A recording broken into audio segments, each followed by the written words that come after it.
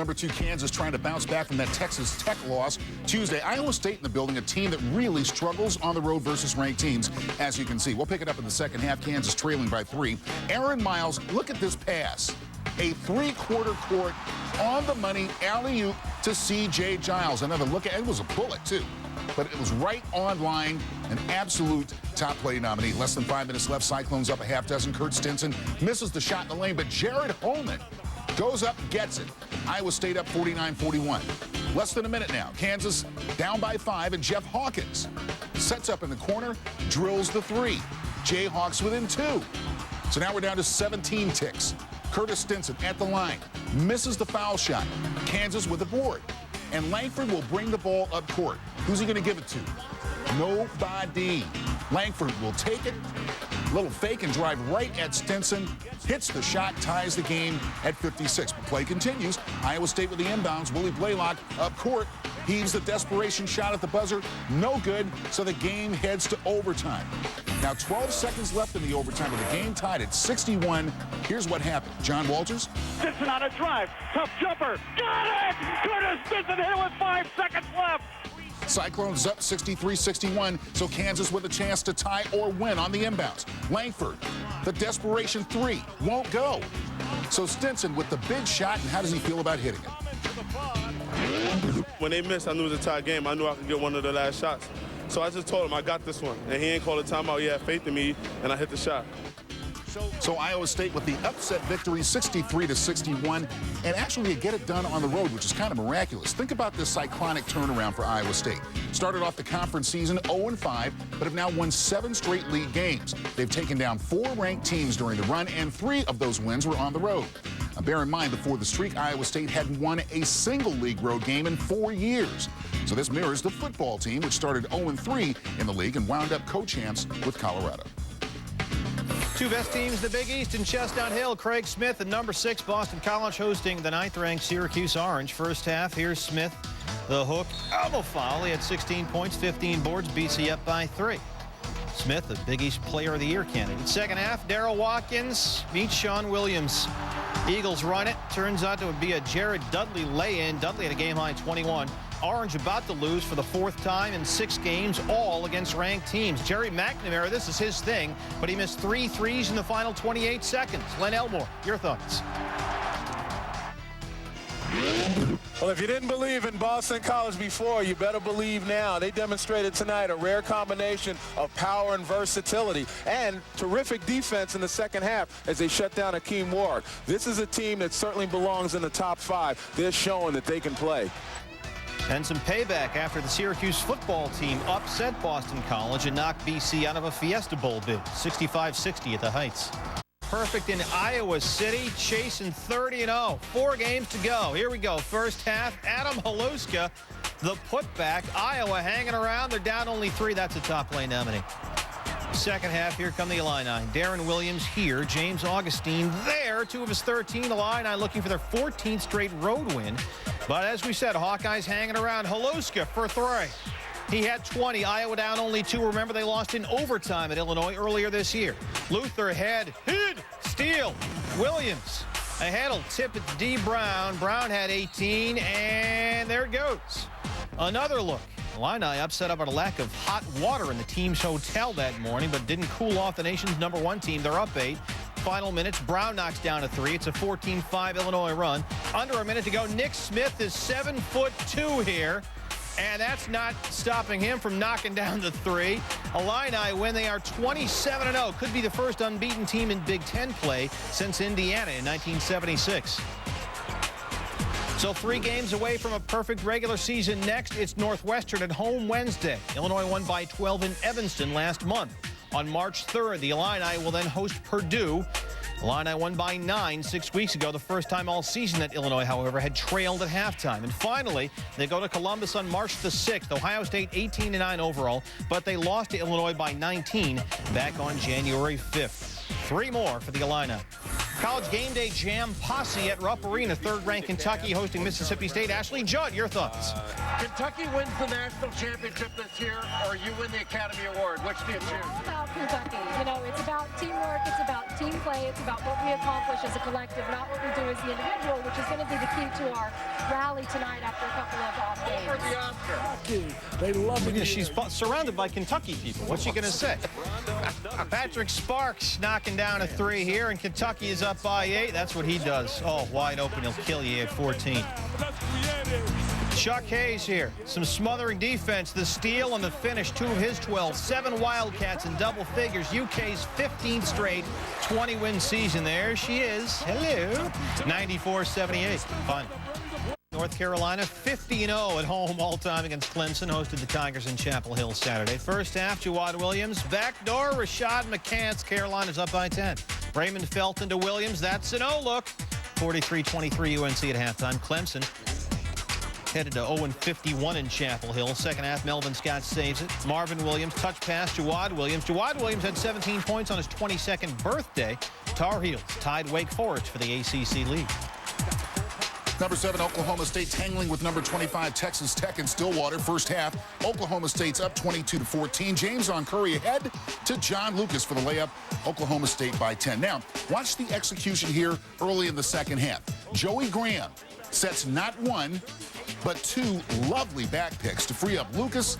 And you get Lucas freed up and spotting up, and he will drill that 3 90% of the time. Oklahoma State up by a dozen. Lucas had 25 in the game. Later, Oklahoma State up by 20 off another rebound. Quickly up to Curry, who dunks. He had 15. Oklahoma State wins at 85-56. State now in a first-place tie with Kansas atop the Big 12. Michigan State at Purdue. Tom Izzo Spartans looking to make it 5 wins in a row. First half, Delco Raleigh along the baseline. His only hoop of the game. That's an excellent scoring to highlight ratio. Raleigh reversing himself. Michigan State up 28-18 after a riveting first half. Second half, Brandon McKnight floats one in. Oh, 2 of his 12. Purdue hanging around. They're down only 5. Later in the second, Chris Hill to Kelvin Torbert. Double foul. A 12-0 Spartans runner up 17. Allen Anderson had 12. Michigan State wins. The Spartans are playing well going into tournament time. They've won 5 straight and 9 of the last 10. Everybody getting aboard the Andrew Bogut bandwagon. Utah's 7-foot Aussie playing at Air Force just down the road from all those scouts at the NBA All-Star game in Denver. Here's the resume. Led Utah in scoring 18 times this year and rebounding 23 times. Got 15 20-point games, and he was a starter on Australia's Olympic team. Second half, Andrew Bogut. Utes within 2. This guy is skyrocketing up the charts. Tied at 39, Bogut just steps on through. 20 of his 23 in the second half. Buck and a half to go. It's, well, who else? It's Bogut. Utah wins 65-56. The Utes clinch the Mountain West title. They have won 18 games in a row, 23-3, 11-0 in conference play.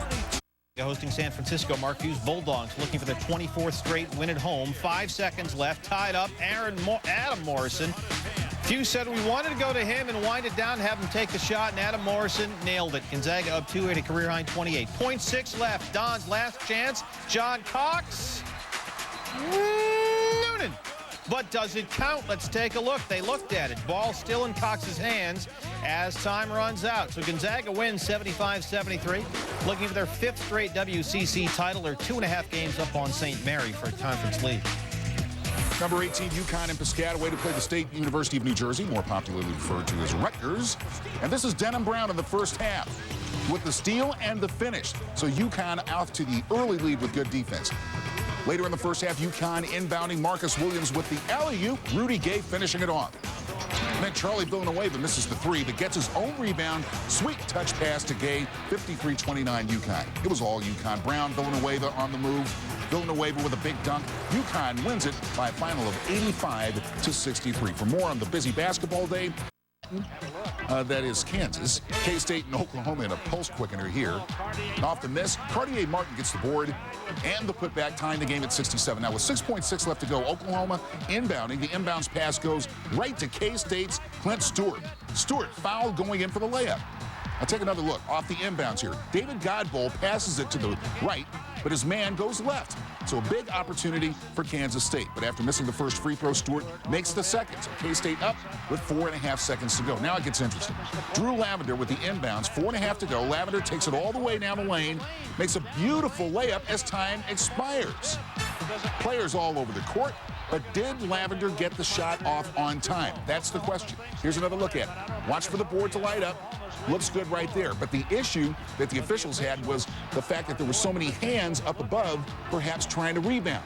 One of those guys touches it, time goes away. Oklahoma does not have the win, but they do get it, 69-68. Lavender had a season high 29 in the game. First of all this, North Carolina roots for Duke.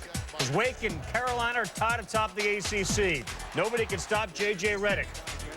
Nobody in Wake, nobody in his own team, none of the fans, no coaching, no refs, nothing. Everything went in. He was 3 of 3 early. Then he hit the 3 from the left side. He hit the first 9 points for Duke, and he knew it was important to start fast. I just wanted to be a leader tonight. I thought our leadership the last 2 games wasn't good, and that in turn spread through the rest of the team, and we didn't fight at all the last 2 games. It's spreading. Steal first. Duke up 4. Redick ultimately hit his first 6. That one from somewhere towards Carolina territory. Redick scored 19 first-half points. Chris Paul, business coast to coast. He had 27. Wake would lead by 2 at the break. Pretty good team, and they're up at the half. They haven't lost yet. All right, second half. Redick still sizzling, begging for the ball, and getting it. And this was not just a one-man show. Sheldon Williams played a very good game as well, on defense especially. He would later get fouled on a 3-point play. Redick hit a career-high 38, 6 of 10 from behind the stripe.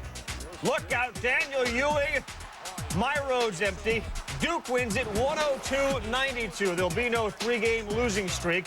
And as a result, Carolina happened to be atop the ACC for now. Speaking of that conference, Georgia Tech, a virtual must-win against Florida State. I mean, a year ago, this team was in the final. Now they're on the bubble. For Georgia Tech, an RPI of 50 against top 10 teams, 0-3 this year. Strength of schedule 39. Their last 10 games, the Jackets are 4-6. Must win, baby. In Tallahassee, FSU down 1, Al Thornton. 7 of 8 from the field was Al Thornton. Check out the fadeaway. 20 points, 7 boards. Seminoles up 1. Remember 2 weeks ago when these two teams played? Will Bynum outside hits the 3, giving the Jackets the victory over Florida State. Back to this game, less than 10 seconds to go. Another tight one. Jarrett Jack almost loses it, but makes the great save to B.J. Elder, who was fouled. Elder back in the starting lineup. Jack, check it out again. Blindly throws the ball into the hands of Elder. 6 assists for Jack. Elder, money on the line, makes both from the line. The Yellow Jackets win this one by 1. Georgia Tech improves to 15-8 overall, 6-6 in the ACC. So let's take a look at the ACC standings, shall we? North Carolina now in sole possession of first, a half game ahead of Wake. Duke is a game and a half back of the heels. 6 teams are all but a lock for the NCAA tournament, and Miami and NC State are on the bubble.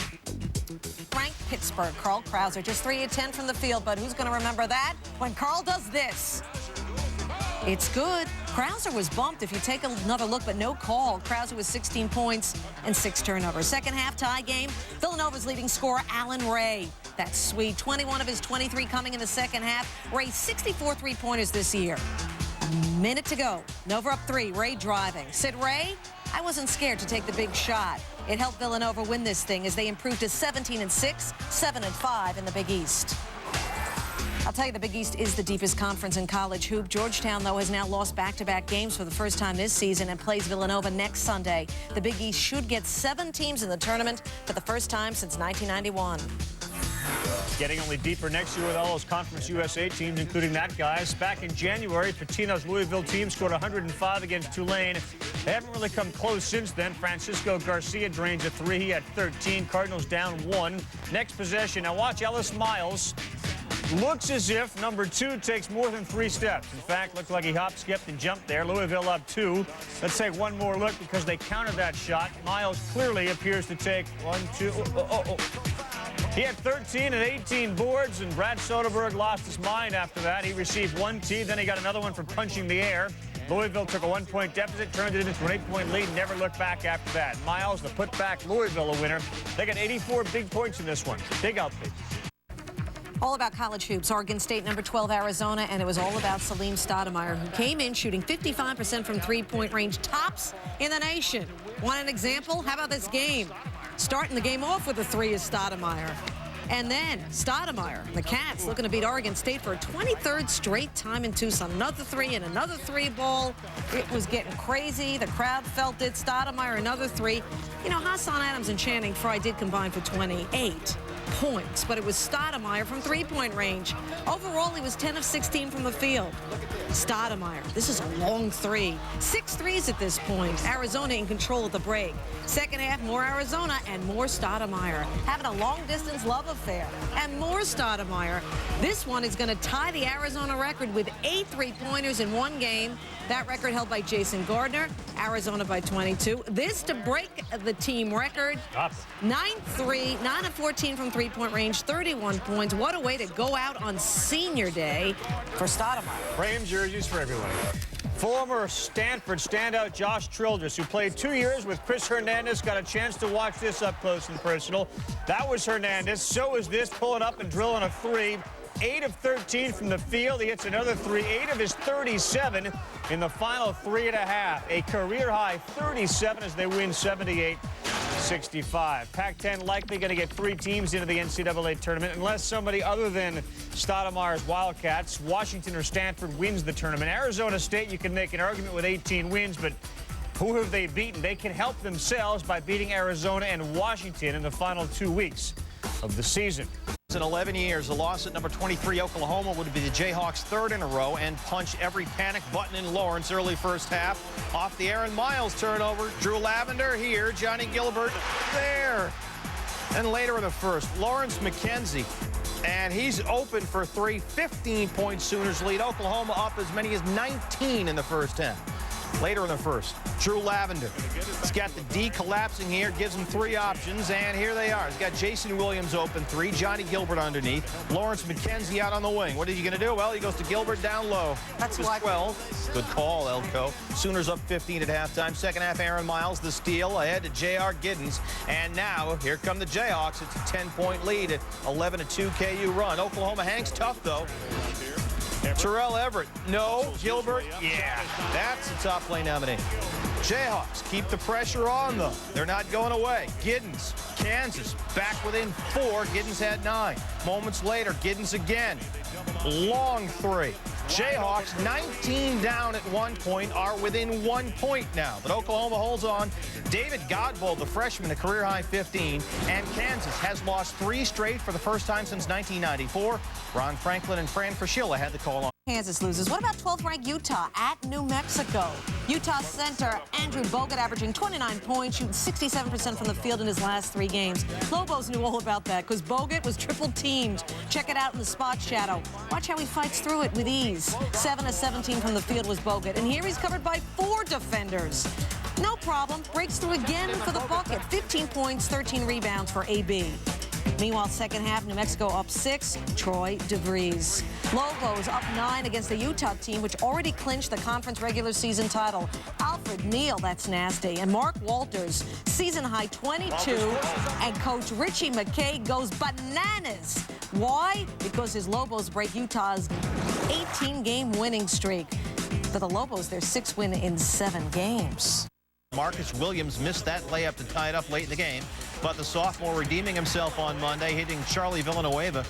4-point Huskies lead. Moments later, Williams. He finished with 17 points, 12 assists, and 9 boards. UConn up 13 at halftime. Jim Calhoun said there's not a better point guard in the Big East than Marcus Williams. Second half, Villanueva. Huskies up by 15. And then Williams leaves it for Villanueva again. Villanueva tied his career high with 25. And then after the game, he guaranteed another UConn national championship. When it's February, March, we come ready to play. And we definitely be good contenders, and we're going to repeat. We're going to repeat. There you go. Write it down. Huskies have won 6 of 7. Jim Calhoun now 2 wins away from 700 for his career. 88-74 over the Irish.